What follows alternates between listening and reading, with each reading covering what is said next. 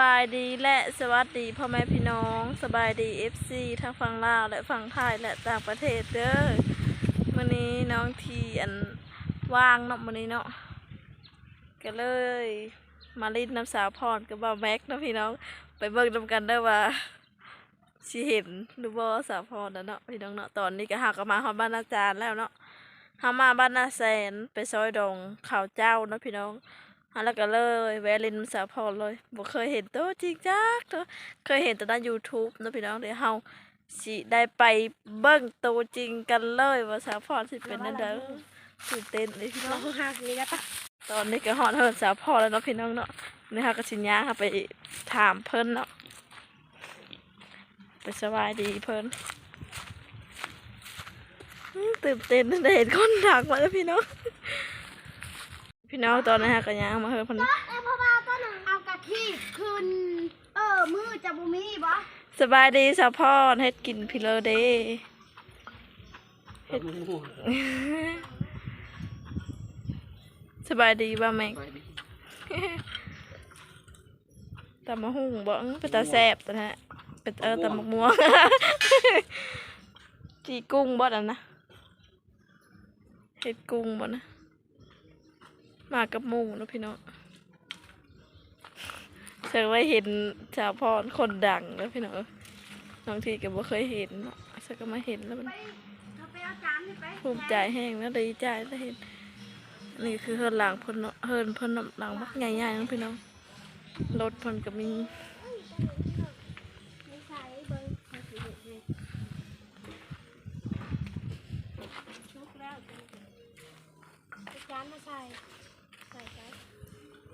เป็นจะแสบแต่หมองมะม่วงคือตามเนาะ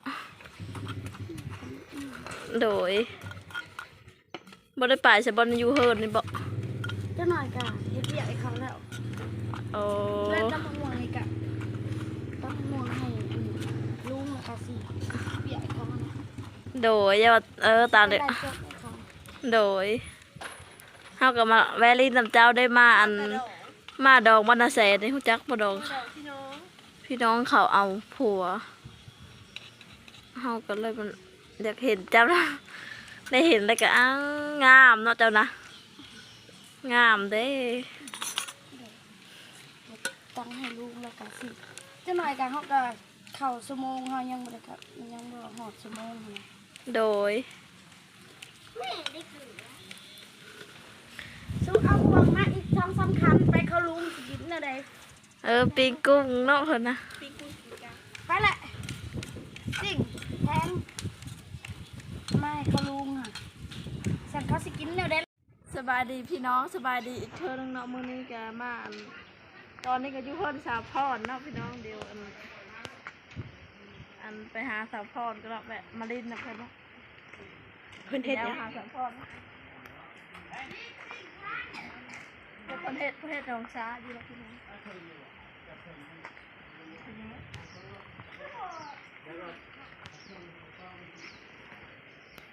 เอายาวแบบนี้ลงเลยวันนี้ได้ตั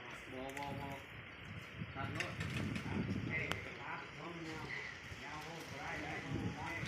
ยาวโคตรเรือตุ๊ตัดนะครับกินมากลางกินจะมากลางคือแบบนี้มือเอาก็คือห่วงยางมาได้ห่วงยางหาวห่วงมาได้ยินบ่ก็แม่นทาง4 เมตรเช้า4 เมตรเช้ากับตั้งโลกไม่คุ้นเชื่อเขานะใช่โอ้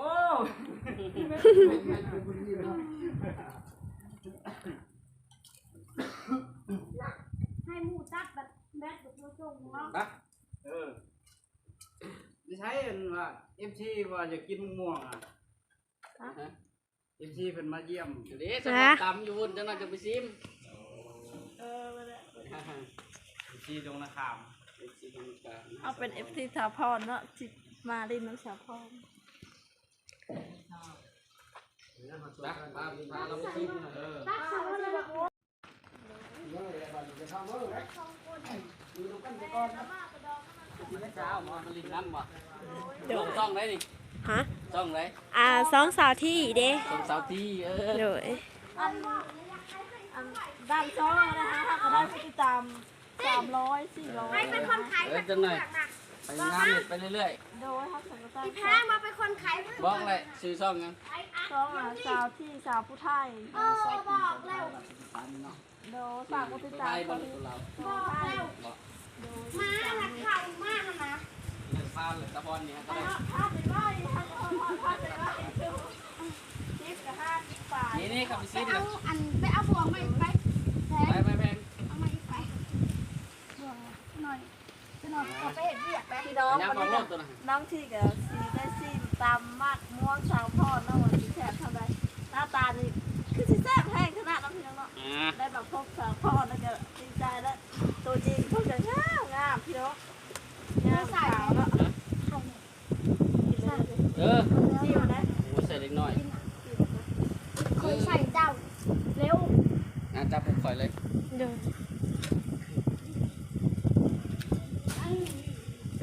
ค่อย น้ำลายแตะแซ่บแห้งพี่น้องมาเด้อพี่น้องเด้อทั้งที่ทั้งภาคใต้และภาคใต้มันมีเดียว บ่วงกันเนาะ มันนี่ก็มาพบสาวพ่อ อยู่ไซวันนี้น่าจานมันบ่ เจ้ากินเผ็ดได้ ว่านี้พี่น้องอัน FC ทางอันแขวงบริคำไส้ถามหาได้เขามาดองอยู่บ้านเฮาเขาบ่ฮู้จักทางมาอืม ไปแล้วบ่ไอ้แพงนะ แซ่บแห้งพี่น้อง เบย เขาไปโรงเรียนแล้วไปได้ ออกมาถึงที่เลยเสร็จกินกินเดี๋ยวได้ กินเลยนะ บักซิมบัก เอาน่ะกินจนว่าเขาเอามาแต่ไทยทงมึกใหญ่เลย ม ก็จะเอาให้ แฮะ เจ้าหน้าใจละมือไม่ได้ไปใช่ปะ บ้านนาแสนแม่นน่ะเฮินดองนะบ่ อยู่ในส่วนเลยปะแต่อยู่ใน แมว สบายเนาะอยู่อากาศดี หามีฮู้จักนะเฮาชื่อรถจ้ะนั่นแหละเฮาชื่อรถจ้ะนี่ ผู้ชาย ผู้ชายเอาแม่นะคำใต้ เอาบ้านนี่เนี่ย เอา มีแต่ดองกับดอง แม่แต่ดองลายนี่ ดองแบบเลียนกันเลย แม่นแหละเดิน เดี๋ยว ซี่ นี้คันบ่มีเงินแน่นี่แล้วดองแห้งอยู่บ้านนะกินได้เอา เอาเต็มปากเต็มคำมึงหน่อยคำใหญ่ๆแล้วนะเอฟซีเบิ่งเบิ่ง ล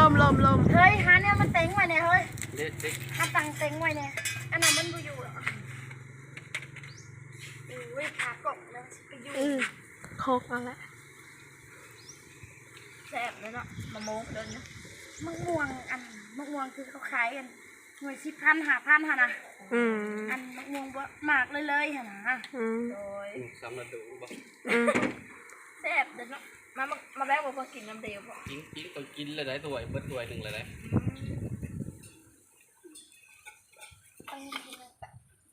หืม แต่โทรศัพท์คนไป เนี่ย มันหอด ใช่ ไก่ที่หอยเวลางานก่อน เอ้ยเผื่อเวลางานจะเนาะ เลขสดบอกหวย โดย เออ เย็น เอ เนาะ อ หวย จะนะ ซื้อน่ะ มื้อนี้เลข สบายอะไร เลข เลขลาวได้เนาะ แม่น เป็นเนาะอันนั้นอยู่ในน่ะเย็นเลยเนาะ หน่วยตัวอันสีอันนั้นเด้ตัวเพชรพันพร ไม่ว่าอัน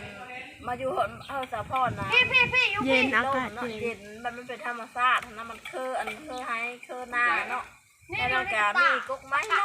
แล้วพี่น้องล่มก็เย็นแบบเย็นเป็นแบบธรรมชาติ ไม่ใช่เขาอีก เปิดเพื่อกำลังเพลงง่ายนะ อะไร กว้างคุก กวางเปิด ทางนี้แม่นหลังบ้าน เป็นไปสิอยู่หลังเฮินข้างหลังเฮินเราจะเฮ็ดสระว่ายน้ำเนาะบัดปีใหม่ได้สิมองแวลินน้ำตินฟรีแล้วว่าเนาะ เก็บเงินตัวจะตั้ง ทาน้ำด้วยเนาะ จะช่วยถ้าเป็น FC กะ จะนั่งเปิดเอาเงินเนาะพี่น้อง เอ้าพอถ้าได้จาก FC ก็มาเล่นละเอาเงินก็ได้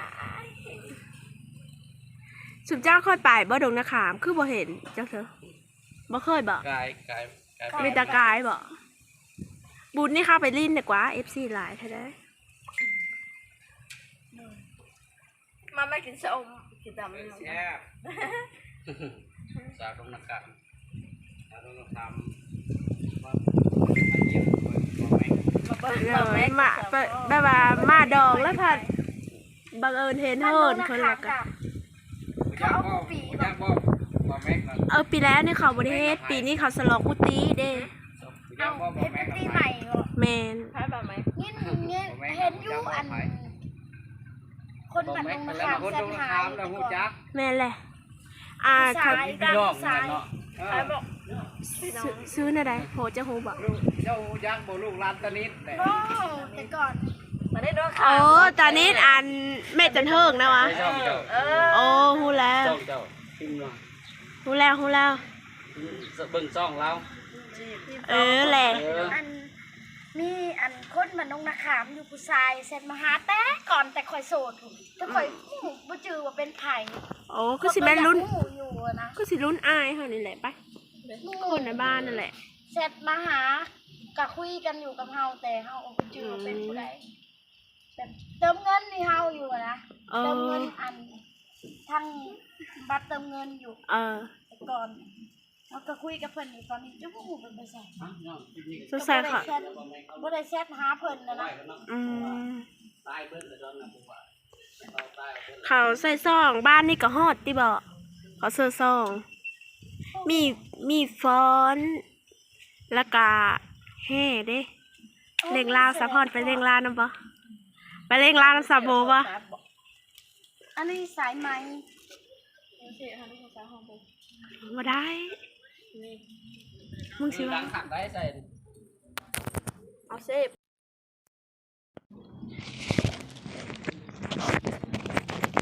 จะเฮ็ดยังฮู้จักอยู่อันผู้เติมเงินให้บ่อยๆนะ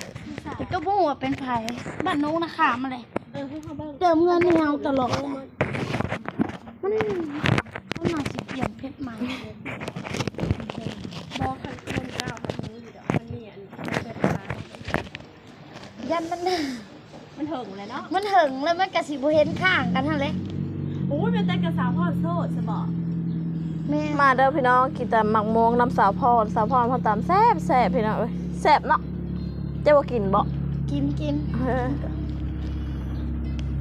เดี๋ยวเฮากับ ถ้าเห็นแต่ คุยงานก่อน เขาถ่ายรูปนำฮอดแต่หน้าคำใต้เจะไปซื้อของกินแม่นบ่ โดย แล้วบ้านถ้าแหละบ่เฮาฮอดจะคือบ้านผู้ไทยนะ บ่ได้เคยเฮา เอาจะป่าเชิญจะป่าเชิญ 40 บาทไว้อยู่ในนี่มันอันนั้นโพดเลย มันแดดเลยมันสีมันหลอก โดย วันนี้ลิงก์เดิมใช่ไหมลิงก์เดิมใช่ไหม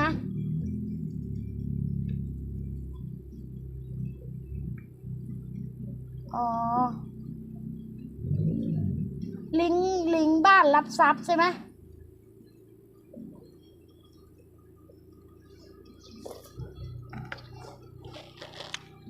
อ๋อจ้าลืมเลยพี่ลืมลบเลย วันเนี้ยไลฟ์เหมือนเดิม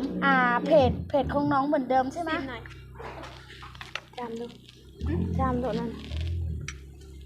พี่น้องตอนนี้เฮาก็มากระหมูเฮาเนาะมากระหมู มา ซื้อในรถสบายดีกล้องหนูกว่า สวัสดีอันซื้อสาวโหมาสาพี่ ว่าพี่ก็ไม่รู้เหมือนกันแบบว่า เวลาโพสต์อะมันจะบอกว่า บังเอิญเห็นเทิดสาวพรแล้วก็ ผิดนะผิดกฎ อัน นะแล้วมัน มา ก็ ลิ้น บ อ อยู่ ก นี่เลย ไว้พี่ก็ไม่รู้ว่า มาแวะลิ้น มันเป็นอะไร แล้วเวลาจะไปไลฟ์จ้าเวลาจะสลับไปเพจน้องแล้วมันสลับไม่ได้ แซ่บขนาดพี่น้องแต่มังมงสะพรฮะ อ๋อจ้า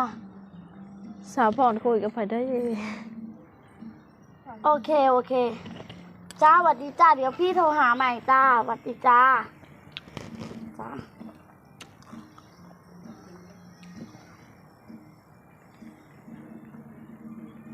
มันเป็น เนี่ย เพจจะถึงบอก เฟซบุ๊กเคยถูกบอกไว้ ไผได้เนาะ ตัวใดเพจ ไผได้เนาะผู้หาย แบบเพจมันเป็นของเฟซบุ๊กนะมันเป็นกดเฟซบุ๊กมันโมเมนต์มีคนหาย อืม เฮ เขาเห็ดพิษมาแล้วมันก็บอกเนาะ ใครจะถามเจ้าแบบเพศยังคือหลายแท้เพศปลอมเจ้าคือหลายแท้ เผ็ดปอกมูและเขาสั่ง เขาสร้างเองบ่ เขาสร้างเองเนาะ เองขึ้นมา แม่นแหละ แบบว่ามีคลิปจะทุกคลิปมีอัน เขาไป รูปจะทุกรูป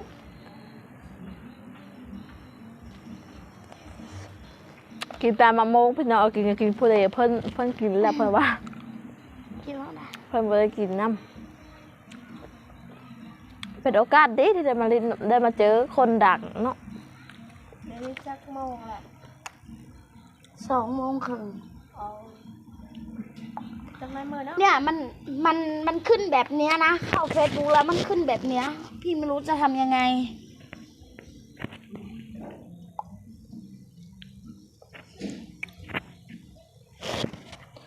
มันยากเจ้ามันเป็นไง พี่น้องเพิ่นว่าบัดปีใหม่น่ะเพิ่นสิอันชวนเฮาเนาะเฮาก็ไปคือ FC สาวพอดนั่นน่ะเนาะพี่น้องที่จะได้มาอัน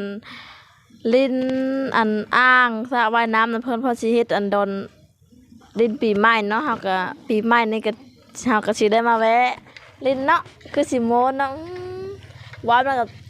บัดปีใหม่ก็จังได้มาพบจังปีใหม่ก็ แจ็คถือวันที่เท่าไหร่เนาะ จักประมาณวันที่เจ้าปลายพุ่นแหละ บอ14 15นี่แล้ว บ่ แต่ว่า วิทย์เดือนนี้กะน่าสิฮอดเนาะ ยังเดือน4เดือน5 มันเป็นเดือนลาวตี เป็นเดือนล่าวเดือน4 เอาเรื่องแบบยังบ่ไอ้น่ะ FC ฝากมาให้บ่ ไปชื่อเอาโลละแสนเปล่า แพงอันนี้เนาะ ลูกเห็ดมีบ่ อันนั้นคือกุ้งพี่น้อง มี แพงมาแหละกุ้ง โลละแสนเปล่ามี ถามว่าเฮิร์ดจะนำไปทางคุณนักแต่ทางบ้านคนขา แต่ละมื้อนี่เจ้าเฮ็ดพี่เลยบ่แต่ละมื้อนะ ไม่ได้เห็นอย่างไลฟ์สดกันติ๊กต็อก โดยมีแต่เบิ่งสบายเนาะอยู่เฮิรนก็แบบว่ามันมีบรรยากาศดีลมมันก็ติดเนาะบ่ได้อยู่ในบ้านสบายแบบว่ามันอยู่ในท้องนามันเป็นแบบธรรมชาตินะ ไลฟ์สดทั้งติ๊กต็อกมันได้เงินกว่าเลย โดยโมนได้มาอยู่นี่เนาะมีอันนั้น เฮ็ดยูทูบผู้ใดดูแลส่อง หึ ดูแลผู้ใดดูแลส่อง เขาเป็นผู้นี้ผู้เด็ก เฮานี่แหละซองเฮาเองเด้อ ต้องเป็นระวังดีแลดูแลเองถ้ามีผู้ดูแลให้มันยาก มันต้องให้เขาสู้นี่มัน แม่ ดูแลเองเบิ่งเฮ็ดเอง ต้องให้เขาครึ่งหนึง แม่น ตัดต่อเขาตัดต่อให้ยังไงเลยตรงนั้นเขาครึ่งหนึ่ง อันนี้ตัดต่อเองนะตัดต่อก็บ่ แต่ว่า บ่ได้ คาบุรีว่าได้โผ ตัดต่อก็บ่ได้ถนัดดอก ห้าวนี่นะถ้าจะเฮ็ดแต่เพื่อยะเขา โอ้ยสิย่านสั่ง น้อยสินะ โอ้ยคนชุมอันกูมือนี่จะสเปแค่คำคนพี่สังเขาเว่าให้เฮานะเขาบ่ได้เอาเงินมาให้เฮา ก็เป็น แม่นเนาะเขาไปเอาเงินมาหาเฮาเนาะ เลยกับ เขาเว่าให้เฮานะเขาบ่ได้เงินดอกเฮาพี่ได้เงิน แม่นควา แล้วสิไปแค่ยังคำคนเว่า อืม ซื้อมือนี้คนมีผัวเขาก็เห็ดกันทั้งนั้นหมดแหละเขาเห็ดยูทูบหมดซื้อมือนี้ แม่นเนาะมันบ่น่าอายเลยเนาะ ถ้าสิไปไปนั่งแค่ครับไปนั่งแค่คำเขา เนาะพี่น้อง จะบ่ ก่อน ได้ นี่ก็ งิดอก เฮา จะบ่มี เห็น งิ สาว ดอก พรเคยเห็นแต่ใน YouTube เนาะบัดนี้เฮาก็ได้เห็นตัวจริงแล้วก็โอ้ยดีใจเนาะว่าตัวจริงก็งา เจ้าม ก็โอยท้อแบบว่าเขาด่าเขาว้าวจน เฮิรนสาวพรก็ใหญ่เติบแล้วแม่พี่น้องแล้วก็เฮิรนเราก็เพิ่นก็ตั้งอยู่อันแคบทงหน้าเนาะลมมันตีบรรยากาศดีมันเป็นแบบว่าธรรมชาติ ด่า เพิ่นเฮ็ดโดนสระว่ายน้ำเล่นปีใหม่ แล้ว นะ เฮ็ด นะ ยังว่ามันก็เป็นการหาเงินของเราพัฒไปด่า บัดยามปีใหม่นี่ก็เฮาก็สิได้มาแวะลิ้นน้ำเนาะสาวพรบัดสงกรานต์ก็เจอกันใหม่เนาะ โดย สิได้มาลิ้นน้ำเพิ่นและสัญญาว่าสิมาเนาะพี่น้องและ FC เด้อมาเบิ่งนำกันเด้อเอาสิได้มาแวะลิ้นน้ำเพิ่นและบัดปีใหม่เนาะ สงกรารให้สิเปิดแบบสิเปิดเพิ่นสิเปิด ป แบบ ระตูครั้งเดียว มีดอลลินน้ำแล้วก็มี ดอลลินน้ำ ลำวงพี่เลอแล้เพิ่นเฮ็ดเนาะพี่น้อง คนกำลังสร้าง กำลังเห็น โดย คิดว่า บ่ได้ลิน TikTok บ่ ลิ้นคือกันลิ้นทางถูกยูทูบเขานะฮะก็ได้อัน400ปลายคนสักกติดตาม YouTube เฮาหันตัว1,500เลยได้ อืม คันเฮาเฮ็ดได้1,000เฮาว่าสิอันสิขายอยู่ เบาะ ขาย อัน ก็ได้ ได้ ฮอดคนนะจักพันฮอดเท่าไรจังพานนะ 4,000 ชั่วโมงก็ผ่านแล้ว 4,000 ชั่วโมงและคนติดตามจักคนจังพานนะพันนึงกับพานบอก 1,000ก็ผ่านอัน โดย 4,000 ชั่วโมงน่ะผ่าน โดยเขาก็เฮ็ดไปนี่แหล้วเนาะเขาก็สักก็เปิดซองใหม่ๆเนาะ จ้องค่อย500ปลายเลยล่ะ อืม เขาบ่ได้เอาลงคลิปเขาว่าสิขายอยู่ที่เฮ็ดลงแล้วก็สิขาย โดย แต่ก่อนเขาขายร้านหา อืม คนติดตามกันคนติดตามกะบ่หลายเด้อ เขาก็ฝากสองน้ำเจ้าขอให้ติดตามและรับชมเด้อ ค่อยเฮ็ดหน้าค่อยบ่ได้ค่อยได้ถ่ายคลิป โดย ค่อยไลฟ์สดทาง TikTok เพราะว่าค่อยบ่ได้ไลฟ์ค่อยบ่ได้เป็นคลิป แล้วเราพี่น้องและ FC ทุกคนเนาะตอนนี้เฮาก็อันมาเห็นสาวพรตัวจริงแล้วเฮาก็สิได้อันกินตำมะม่วงนะเพิ่นแล้วก็แซ่บขนาดพี่น้องแล้วก็เฮาก็สิได้อันจบคลิปแล้วเนาะพี่น้องเนาะเฮาก็สิได้มื้อเฮิรนเฮาเนาะและเฮาก็สิได้ลาคลิปซ้ำนี้เนาะพี่น้องเนาะแล้วก็อย่าลืมกดไลค์กดแชร์และกดติดตามให้น้องทีสาวผู้ไทยคือเก้าเด้อฝากซองกันเด้อสาวพรเด้อบ๊ายบายซองนะสาวพรบ๊ายบายบ๊ายบายมื้อก่อนเด้อพี่น้องเด้อ